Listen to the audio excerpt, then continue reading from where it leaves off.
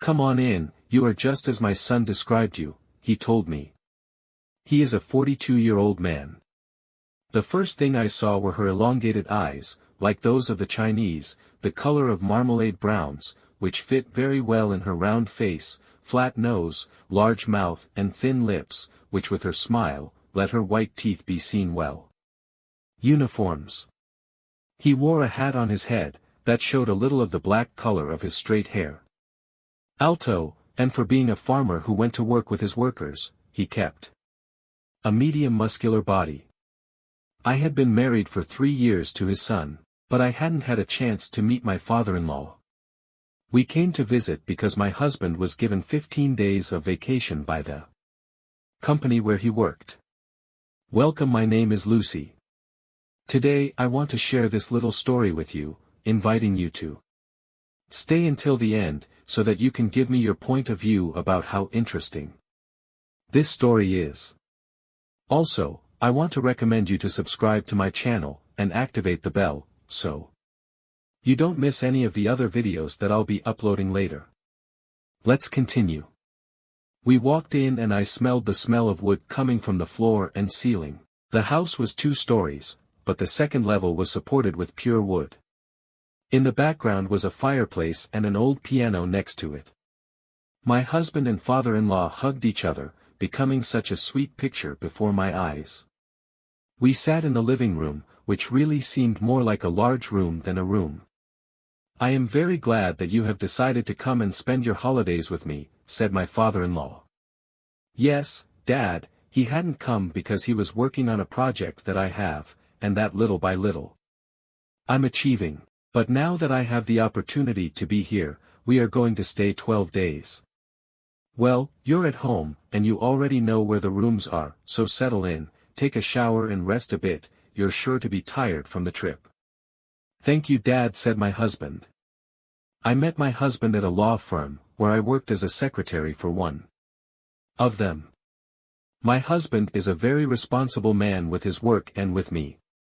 Although he seems like a serious man, he is actually very funny. He knows very well how to separate the work from the personal. One of the qualities that make him unique for me is that he knows how to listen and not criticize the actions of others, without first evaluating yourself.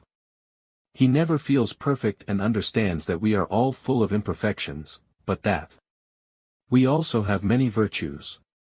He doesn't wait for it to be an important date to be detailed with me, he always surprises me with something. On weekends she puts on her apron and cooks for me. He took me to the room where he lived until he left for the city.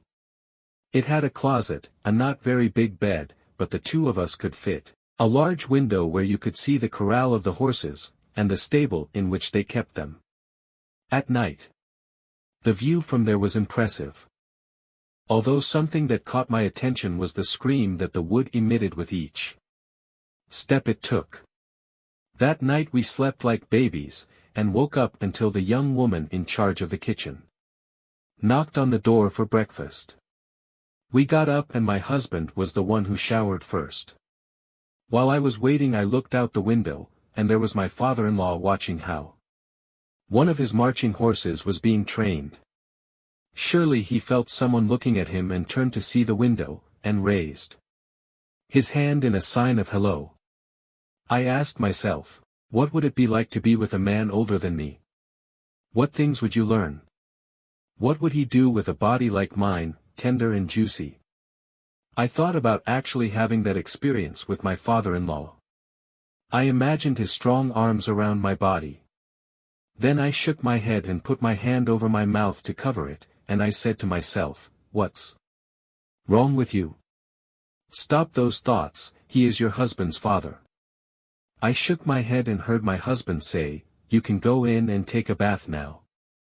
That day everything went smoothly. My father-in-law told my husband to take me to see the farm. A wonderful place, I could feel how the fresh air touched my skin, and the trees and plants with their green leaves caressed my being. You could breathe a peace and tranquility that I cannot explain. The 8th day of stay at my father-in-law's house. My husband told me that he wanted to teach me how to ride a horse, and my father-in-law offered to help him. I had never ridden a horse, and that made me a little nervous. But my father-in-law told me, "Don't be afraid that nothing will happen. These animals are so docile and tender if you know how to treat them. They in return give you their affection and love." My husband said, "I'm going to get on first, and then you get on so you can get used to feeling what it's like to be on the horse, and then you'll do it by yourself." My partner got on and extended his left arm for me to climb on. I did it like that. But I pulled so hard on his arm that he couldn't stand his ground and fell off the horse. I fell backwards, but he fell on his arm and I only heard his cry of pain. Unfortunately he dislocated his shoulder, and we had to take him to a man, who learned to accommodate the bones just by stretching the affected part. They told him that he had to rest and not move much so that the bone would settle. Well, the next day was Saturday and the end of the month. My father-in-law, at the end of the month, let the people who were in charge of the service have 2 days off to go see their relatives. So he was in charge of the housework. I offered to cook and he told me that we would do it together, because he didn't want my vacation to turn into work. "It's okay," I told him. As my husband was in the room upstairs and resting, it would only be my father-in-law and I in the kitchen.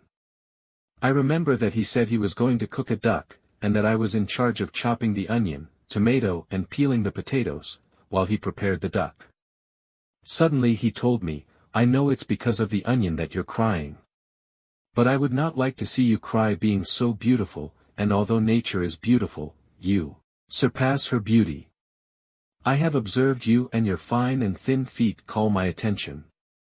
I am sure that anyone has an accident in your well-aligned curves. Your smell is so pleasant that even the gods are envious that I am the one who feels them today." I just stared at him, while I choked on my own saliva, which seemed like a river in my throat. My body began to burn and my mind to fly. I froze and only reacted when I felt the warmth of his lips on mine. My mind told me to stop it, while my strength resisted doing so. If you liked it and want to hear the outcome of this story, let me know in the comments. I want to thank you for reaching the end of this video, and before saying goodbye I want to recommend that you subscribe to my channel and activate the bell, so you don't miss any of the other videos I'll be uploading later. Remember to leave your comment and thumbs up. A big hug from your friend Lucy. Until next time.